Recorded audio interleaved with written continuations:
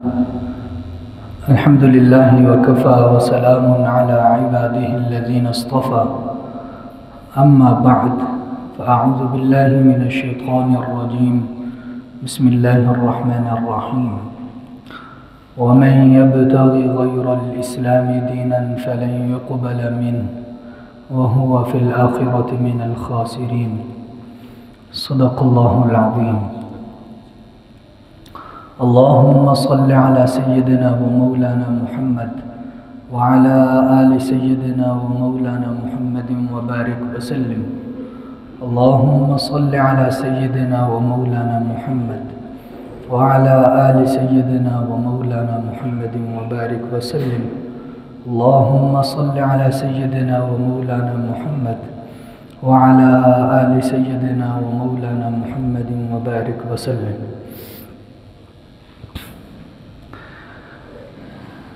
ایک طرز حیات ہمیں اسلام سکھاتا ہے اور ایک طرز زندگی کفر بتلاتا ہے.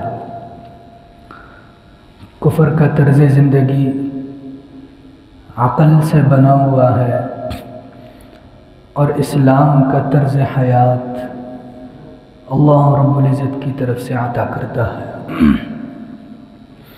اس لیے اسلام کی تعلیمات میں، اسلامی طرز زندگی میں کہیں آپ کو اونچ نیچ نظر نہیں آئے گی، کہیں کسی کے ساتھ ظلم اور زیادتی نظر نہیں آئے گی، اور کفر کے بنائے ہوئے نظام میں صبح و شام آپ کو ان کے قوانین کے اندر اونچ نیچ محسوس ہوگی اور ظلم اور زیادتی محسوس ہوگی. اس پر میں نے آپ کے سامنے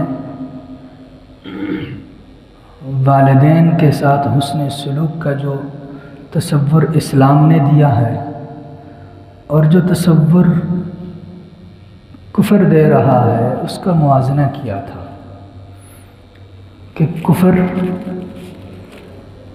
کیا طرز حیات ہمیں بتا رہا ہے، کس طرح کا حسن سلوک کا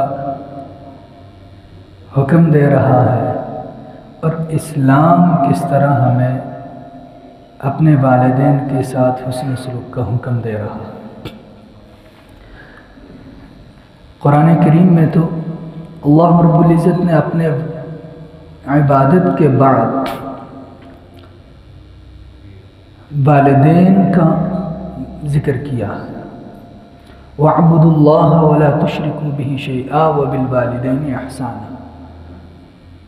وہ لوگوں تم اللہ کی عبادت کرو، اس کے ساتھ کسی کو شریک نہ کرو، وَبِالْوَالِدَيْنِ إِحْسَانًا، اور اپنے والدین کے ساتھ اچھا سلوک کرو. تو اللہ کی عبادت کے بعد والدین کا ذکر، خالق نے اپنے بعد والدین کا ذکر کیا ہے کہ اے لوگو میری عبادت کرو اور اپنے والدین کے ساتھ اچھا سلوک کرو. اس سے پتہ چلتا ہے کہ والدین کا کتنا اونچا مقام ہے. حدیث پاک میں آتا ہے، رسول اللہ صلی اللہ علیہ وسلم نے ارشاد فرمایا، رضا الرب فی رضا الوالد وسخط الرب فی سخط الوالد. اللہ رب العزت کی رضا والد کی رضا میں. اگر والد خوش ہیں تو سمجھ لیجئے اللہ تعالیٰ بھی خوش ہے، اور اللہ رب العزت کی ناراضگی والد کی ناراضگی میں ہے. اگر والد ناراض ہیں تو سمجھ لیجئے کہ اللہ تعالیٰ بھی ناراض ہیں. اب خود اندازہ لگا لیجئے کہ والد کا کتنا اونچا مقام ہے.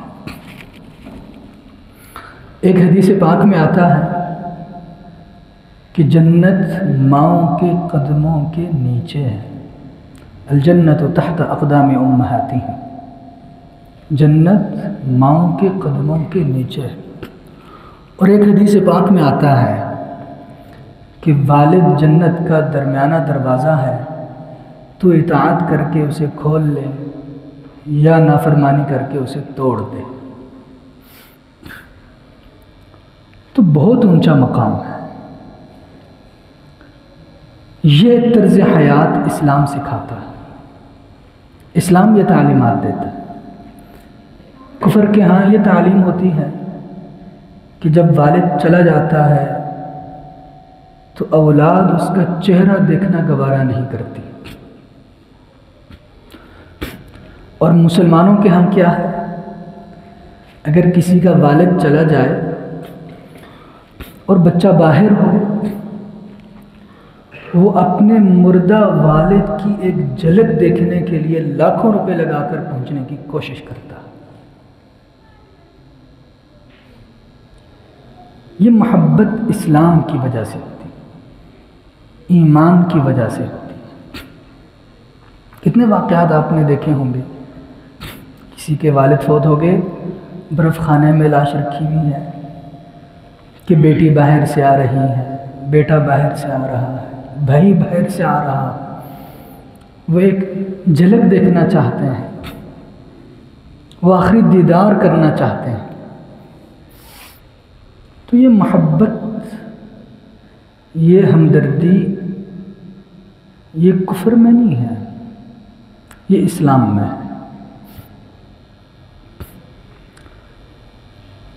تو آپ خود موازنہ کر لیجئے، کمپیریزن کر لیجئے کہ دونوں طرز زندگی میں کون سا بہترین طرز زندگی ہے، اور وہ یقیناً اسلام کا طرز حیات۔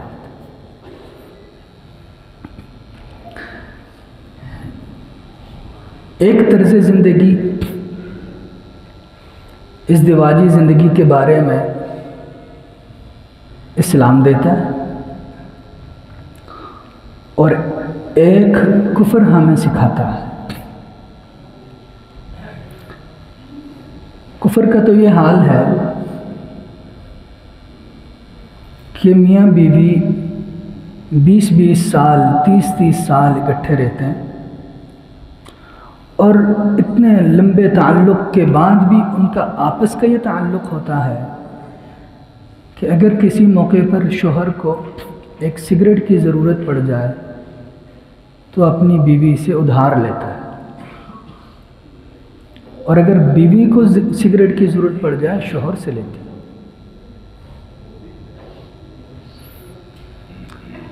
اور ازدواجی زندگی اتنی تلخ ہو چکی ہے، میاں بیوی کی زندگی اتنی تلخ ہو چکی ہے کہ لوگ اب شادیاں ہی نہیں کرتے، کہ ابھی ہم نے شادی کی، چند دنوں کے بعد طلاق ہو جائے گی، تو کیا ضرورت ہے شادی کرنے کی؟ اب اس معاشرے میں شادی نہیں ہوتی ہے، گرل فرینڈ کا رواج ہے۔ بس عورت کو مال کی طرح استعمال کرو اور پھر پھینک دو۔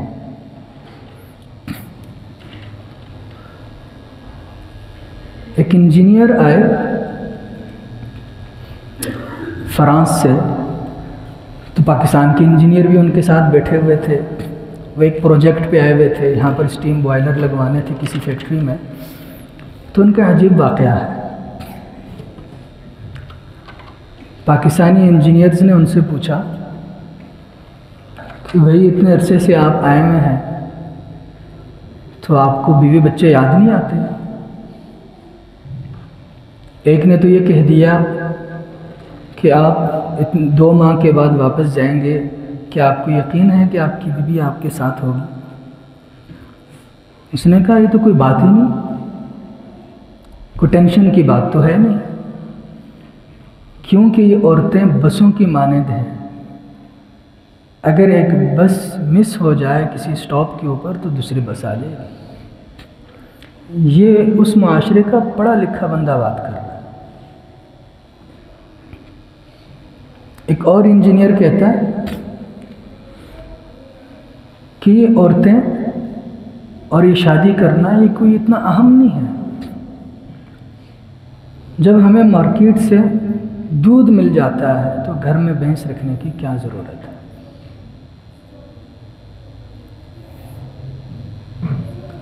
18 سال کے بعد تو اتنی آزادی ہو جاتی ہے کہ بس جو چاہیں آپ کریں، کوئی روک ٹوک نہیں۔ تو یہ وہاں کا معاشرہ ہمیں یہ تعلیم دیتا ہے، اور ایک تعلیم اسلام ہمیں دیتا ہے کہ جب شوہر اپنی بیوی کو دیکھ کر مسکراتا ہے اور بیوی اپنے شوہر کو دیکھ کر مسکراتی ہے تو اللہ تعالیٰ ان دونوں کو دیکھ کر مسکراتے ہیں۔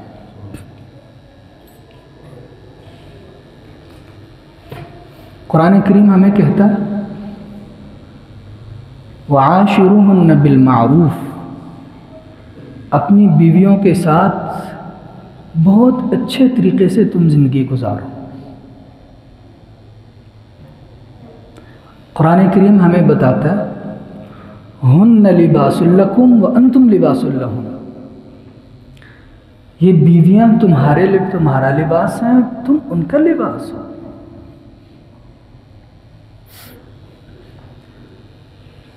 حدیث پاک میں رسول اللہ صلی اللہ علیہ وسلم نے ارشاد فرمایا خیرکم خیرکم لأہلی وانا خیر لأہلی، تم میں سب سے بہترین وہ ہے جو اپنی بیوی بچوں کے لیے بہترین ہو، اور میں اپنی بیوی کے لیے تم میں سب سے بہترین ہوں۔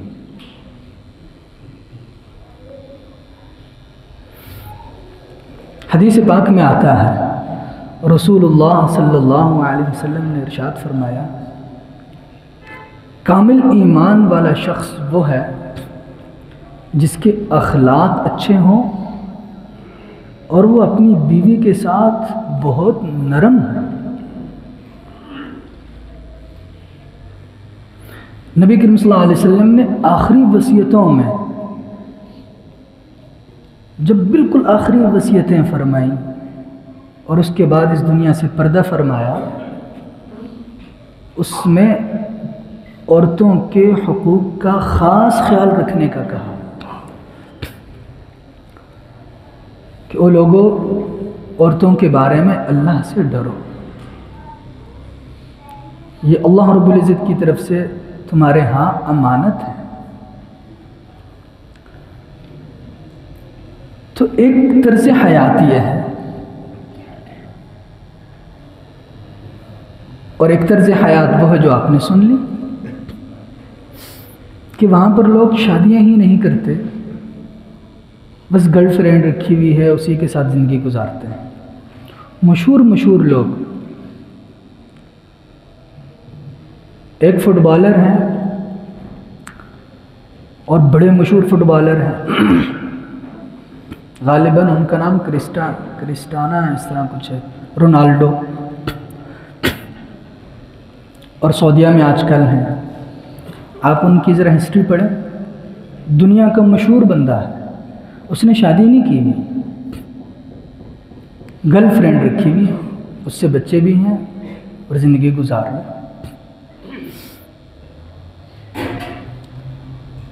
تو لہٰذا اگر آپ ان دونوں نظام حیات میں غور و فکر کریں گے، جو ایک اسلام دے رہا ہے ایک کفر دے رہا ہے، تو آپ کو محسوس ہوگا، آپ علی وجہ البصیرہ جان لیں گے کہ اسلام نے جو ازدواجی زندگی گزارنے کے رہنما اصول دیے ہیں اس سے بہترین اصول کوئی اور نہیں دے سکتا۔ حدیث پاک میں تو یہ بھی آتا ہے کہ جو عورت نماز پڑھے، روزہ رکھے، اپنے شرمگاہ کی حفاظت کرے، اپنے شوہر کی خدمت کرے، تو وہ جنت کے جس دروازے سے چاہے جنت میں داخل ہو جائے۔ اتنا آسان۔ اور ایک حدیث پاک میں آتا ہے کوئی عورت فوت ہو اس حال میں کہ اس کا شوہر اس سے راضی ہو، وہ ضرور جنت میں داخل ہو۔ تو لہٰذا یقیناً اسلام کا طرز حیات سب سے بہترین طرز حیات ہے۔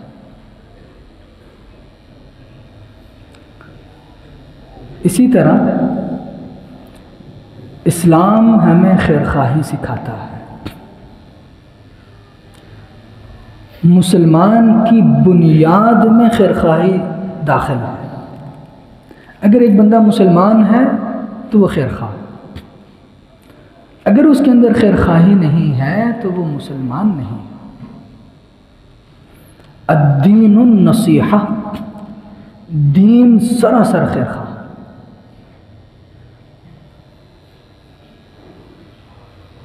اور یہ اسلام کی بنیادی تعلیم ہے۔ حضرت جریر رضی اللہ تعالی عنہ فرماتے ہیں کہ میں نے رسول اللہ صلی اللہ علیہ وسلم کے ہاتھ پر بیعت کی، اس بات کی کہ میں نماز قائم کروں گا، میں زکوٰۃ دوں گا، اور میں ہر کسی کے ساتھ خیرخواہی کروں گا۔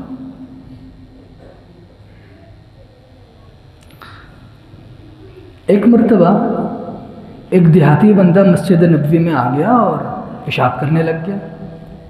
بڑا مشہور واقعہ آپ کے علم میں ہے۔ صحابہ کرام اسے روکنے کے لیے دوڑے، حضور نے روک دیا، اسے پیشاب کرنے دیا۔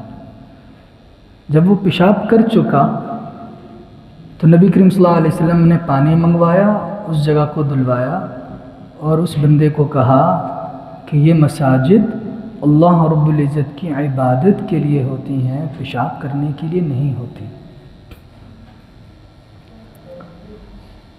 یہاں پر کوئی پیشاب کر دے تو ہم تو اس کی گردن اتار دیں،